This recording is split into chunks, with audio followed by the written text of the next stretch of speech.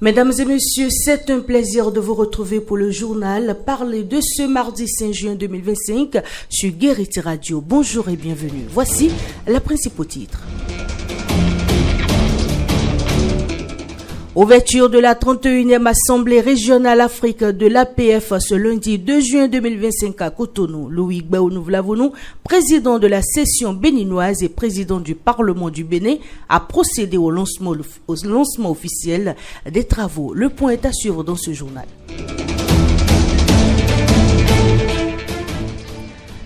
La composition des premières épreuves écrites du certificat d'études primaires CEP session de juin 2025 a démarré hier lundi 2 juin 2025 sur le territoire béninois. À suivre dans un instant le lancement officiel du dit examen par le ministre Salimon Karimou et les impressions des candidats à la fin de la première journée de composition. Et puis Mokwa, dans l'état du Niger, dans le centre-ouest du Nigeria, a été le théâtre de violentes inondations le 29 mai 2025. Les détails dans la page internationale de cette édition. À nouveau, bonjour et bienvenue. Nous ouvrons ce journal avec cette information en bref. Dans un communiqué officiel en date du 2 juin 2025, la commission interministérielle chargée du dédommagement des personnes affectées par la libération du périmètre foncier de la route des pêches a catégoriquement démenti les rumeurs selon lesquelles certains citoyens n'auraient reçu aucune indemnisation. Selon la commission, ces affirmations relayées sur les réseaux sociaux sont mensongères et visent à manipuler l'opinion publique. Elle rappelle que la libération des 80 hectares à Adunkotogbin dans la zone 4 s'est déroulée dans le strict respect du code foncier et domanial du Bénin, notamment les lois de 2013 et 2017. À ce jour, 140 personnes ont été effectivement indemnisées à hauteur de 695 millions de francs CFA. Pour les autres concernés n'ayant pas encore rempli toutes les formalités, les fonds nécessaires sont consignés à la Caisse des dépôts et consignations dans l'attente de leur régulation. La 31e Assemblée régionale Afrique de l'Assemblée parlementaire de la francophonie s'est ouverte lundi 2 juin 2025 à Cotonou. Les travaux de cette rencontre francophone ont été lancés par le président de la session béninoise de l'APF et président du Parlement du Bénin, Louis Gbao-Nouvlavonou. Durant 3 jours, les représentants des pays francophones vont réfléchir sur les défis auxquels fait face la francophonie. Latifat Kowino. Des délégations de divers pays francophones sont descendues à Cotonou pour participer à la 31e Assemblée régionale Afrique de l'Assemblée parlementaire de la francophonie, APF. Les travaux de cet atelier, qui s'étendent sur 3 jours, ont été lancés ce lundi 2 juin 2025 par le président de la section béninoise de l'APF, Louis Gbao-Nouvlavonou, en présence du président de l'Assemblée parlementaire de la francophonie, Hilarion Etong, et de la déléguée générale de ladite Assemblée, Amélia Lakrafi. Comme l'écrivait Massa Makam Diabaté, écrivain et historien malien de regrettée mémoire, si on veut obtenir quelque chose qu'on n'a jamais eu, il faut tenter quelque chose qu'on n'a jamais fait. Et il continue, il ne suffit pas d'observer et de décrire le monde, mais il faut le transformer par l'activité humaine. Mesdames et messieurs, c'est sur cette forte conviction que je déclare ouverte ce jour la 31e Assemblée régionale Afrique de l'APF. Le Bénin, davantage ancré dans l'histoire de la francophonie et ouvert à l'organisation des événements de la francophonie, a été salué par la déléguée de l'Assemblée parlementaire de la francophonie, Amélia Lakrafi. Elle a par ailleurs souhaité un dialogue et une révision du règlement de l'APF afin de promouvoir la démocratie et la paix dans tous les pays francophones. Je suis également convaincue qu'il est temps de retrouver un chemin de dialogue avec le Mali, le Burkina Faso et le Niger. De même, l'Égypte, la Syrie et le Liban doivent pouvoir reprendre leur place, toute leur place, C'est pourquoi je suis favorable à une révision du règlement pour vous permettre, ici, en Afrique, de fonctionner avec encore plus d'efficacité et de liberté. Je forme le vœu que le Parlement du Mozambique rejoigne prochainement notre grande maison francophone. Il nous faut aussi, nous tous, faire village. Un village de confiance, un village de solidarité, un village de courage. Et je sais que ce village existe déjà. Il est là, dans cette salle. C'est vous, c'est nous, c'est l'APF. Hilarion Etong, président de l'APF, a d'une part reconnu les mérites du Bénin dans l'histoire de la francophonie. Le Bénin a écrit de belles lettres dans l'histoire de la francophonie en accueillant aussi de nombreuses réunions de l'Organisation internationale de la francophonie. Tout cela prouve d'une part l'implication forte du Bénin dans le mouvement francophone et d'autre part le souci de la section béninoise de tenir toute sa place dans notre assemblée. Il a d'autre part souligné l'urgence de réfléchir aux défis auxquels font face les pays francophones. Ces défis sont géopolitiques, ils sont démographiques, ils sont énergétiques, ils sont climatiques et nécessitent plus que jamais un engagement parlementaire francophone fort, lucide et coordonné. Notre Assemblée étant un véritable espace de dialogue, de réflexion, de coopération et de solidarité entre les parlements francophones, elle se doit de se tenir de tels sujets pour déboucher sur des recommandations concrètes.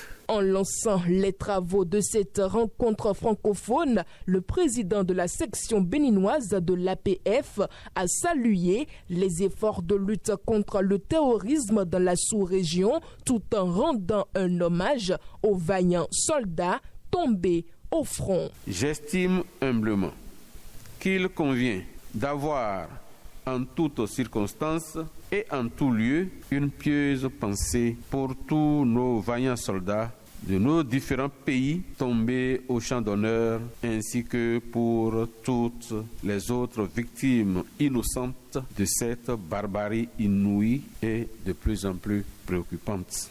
Diplomates, députés, autorités préfectorales et communales, ainsi que plusieurs autres invités ont marqué par leur présence cet espace de dialogue et de coopération afin de débattre de questions régionales prônant la paix et la démocratie.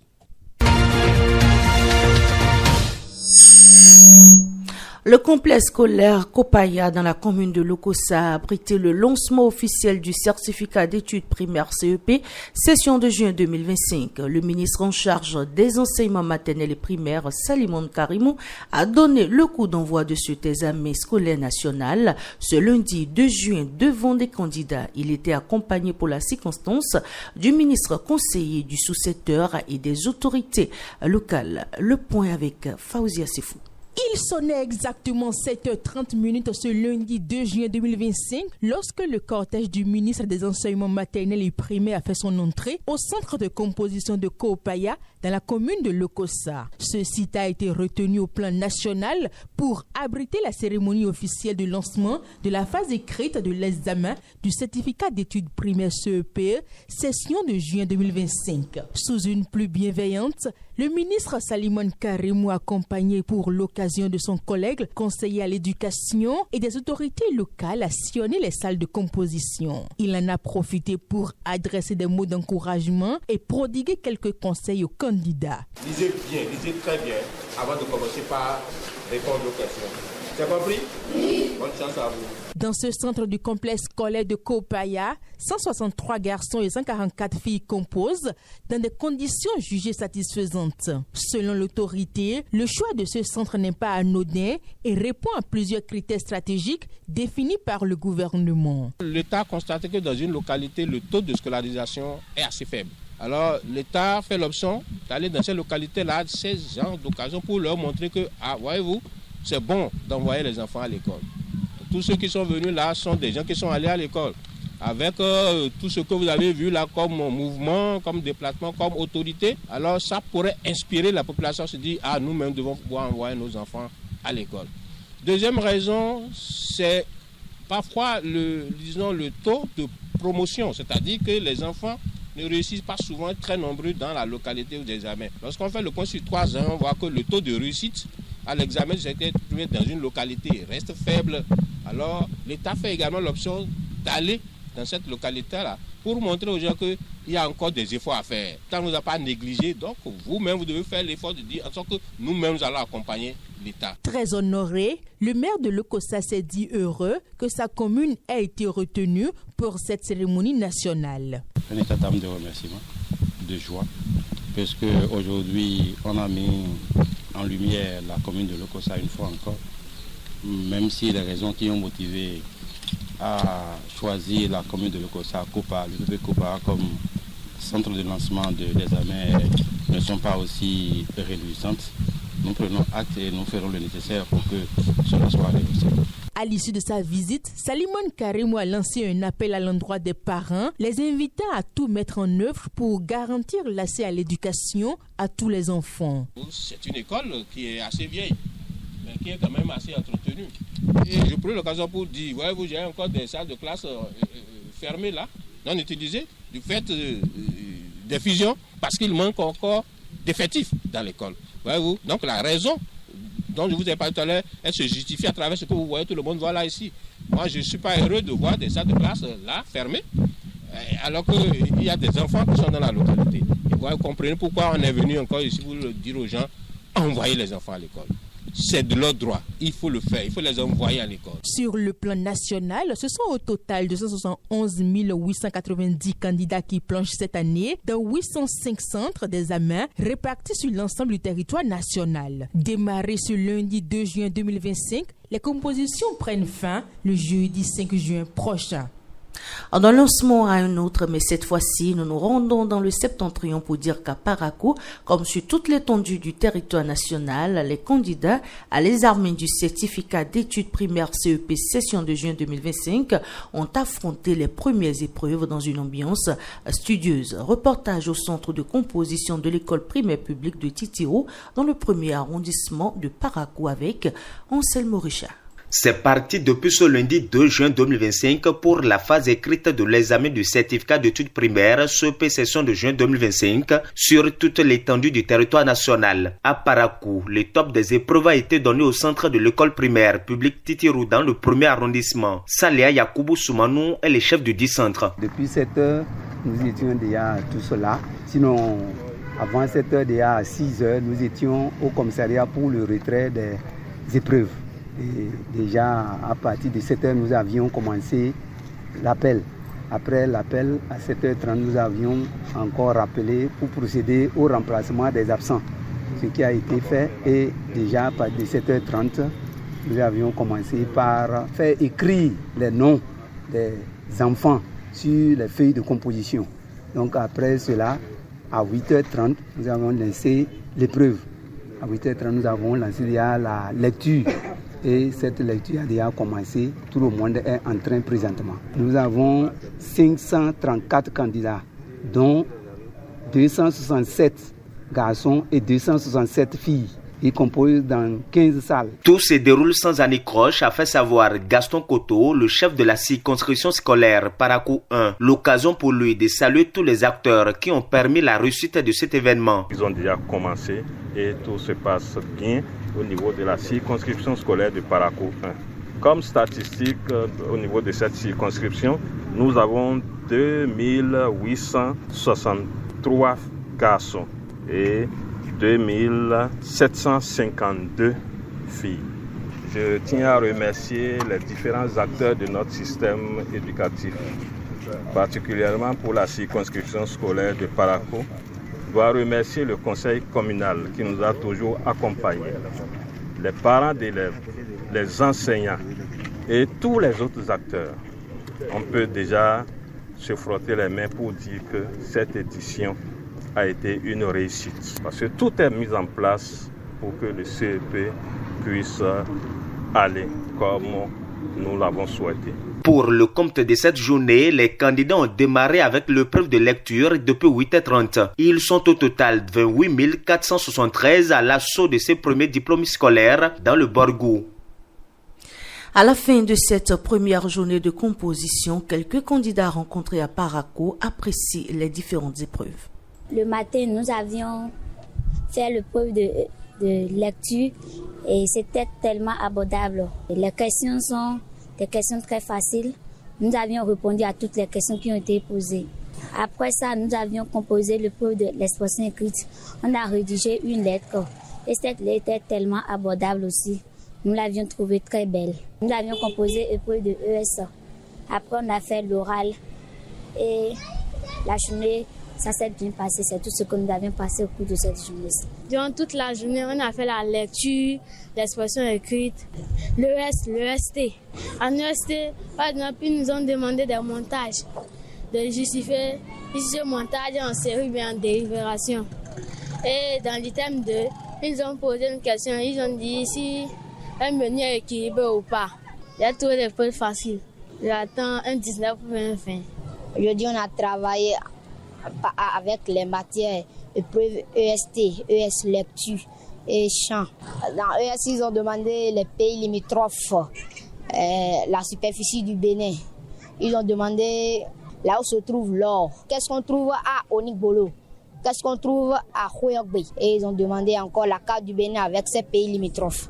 Je me sens bien par rapport à tout ce que j'ai fait aujourd'hui. Je fais confiance que j'ai la moyenne.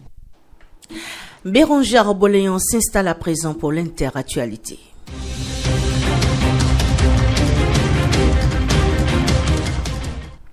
Bérangère Boléon, bonjour. Bonjour à vous, Amanda Esmeralda Dake. Inondation dans le centre-ouest du Nigeria, impossible de déchiffrer le nombre exact de morts. Paysage de désolation à Mokwa, dans l'état du Niger, dans le centre-ouest du Nigeria, entre Abuja et Lagos, après les inondations spectaculaires survenues le 29 mai 2025. Les habitants cherchent dans les décombres et dans la boue leurs proches disparus. Douda Lima, membre du gouvernement local de Mokwa, souligne au micro d'Amélie Toulé, je cite, « Honnêtement, nous avons perdu plus de 300 personnes. Les corps retrouvés, il y en a un peu plus de 160. Mais les gens emportés par les eaux, on ne peut dire combien il y en a. Au moins 200 personnes ne peut dire exactement combien de gens sont morts. Nous avons besoin de l'intervention des autorités. Les gens doivent venir. Les ONG, les autorités locales, le gouvernement fédéral doivent nous venir en aide. Il poursuit. Les gens ont été si surpris. Imaginez, c'était le matin. Les femmes étaient juste sorties faire le feu pour préparer le petit déjeuner de leurs enfants avant qu'ils n'aillent à l'école. Elles ont entendu un bruit sans savoir que c'était l'eau qui arrivait. Le temps qu'elles réveillent les enfants, les maris, c'était trop tard. C'est terrible. Les gens sont encore en train de creuser. En toutes les 2-3 heures, on trouve de nouveaux corps. C'est si terrible. Fin de citation. Les inondations qui ont frappé Mokwa sont les pires de mémoire d'hommes, avec un bilan qui dépasse 150 morts et continue d'augmenter, et des centaines de personnes dont on craint la disparition. Le changement climatique amplifie les phénomènes météorologiques extrêmes au Nigeria, mais cette tragédie révèle aussi des défaillances humaines, car en temps normal, les eaux du cru s'évacuent par quelques bus aménagés dans les monticules pour rejoindre un canal étroit. Mais le 29 mai, des débris encombraient des bus bloquant l'évacuation et gonflant la retenue d'eau jusqu'à faire claquer les murs d'Agile. La déferlante a alors emporté le quartier, la rayant de la carte en quelques heures jeudi matin. Selon une ONG, 8 des 6 pires crises de déplacement les plus négligées au monde sont en Afrique. En tête de ces crises négligées, il y a le Cameroun touché par 3 crises distinctes et prolongées, les groupes armés dans le nord, la violence dans les 2 régions anglophones et l'instabilité qui se propage depuis la Centrafrique à l'est. Ainsi, en 2024, pour 1,1 million de déplacés internes et près d'1 demi-million de réfugiés, moins de la moitié des besoins ont été couverts et la situation humanitaire du Cameroun a très peu retenu l'attention des médias. Un parfait exemple des effets de la négligence mondiale selon le Norwegian Refuge Council. Vivement ensuite l'Éthiopie, Mozambique, Burkina Faso, Mali, Ouganda, République démocratique du Congo et Somalie. Seule exception non africaine dans ce classement, l'Iran et le Honduras. À noter que c'est la première fois que l'Ouganda apparaît, ce pays qui joue un rôle de soupape dans la région, absorbant les retombées des crises voisines et accueillant des réfugiés congolais, soudanais, sud-soudanais. Malgré sa politique progressiste en faveur des réfugiés, l'Ouganda approche le point de rupture selon l'ONG, le nombre de réfugiés devant dépasser les 2 millions d'ici la fin de 2025, alors que les financements et l'attention de la communauté internationale ne cessent de baisser. Si la République démocratique du Congo est passée de la 3e à la 8e place, le NRC souligne que cela ne reflète aucun progrès réel. Mi-2024, le nombre de déplacés internes a dépassé le niveau historique des 7 millions et les coupes budgétaires généralisées annoncent une année à venir complexe avec un risque élevé de se heurter à l'indifférence persistante de la communauté internationale. Merci à vous, Bérangère Boléan. Mesdames et messieurs, c'est la fin de ce journal en direct du studio de Guérite Radio. Merci de nous avoir suivis à la présentation. Amanda Esmeralda Daki et Bérangère Boléan à la technique. C'était donc Didier Assogba. Très bonne suite de programme à vous sur Guérite Radio. Restez à l'écoute pour la revue de presse du jour présentée par Anselme Orichard.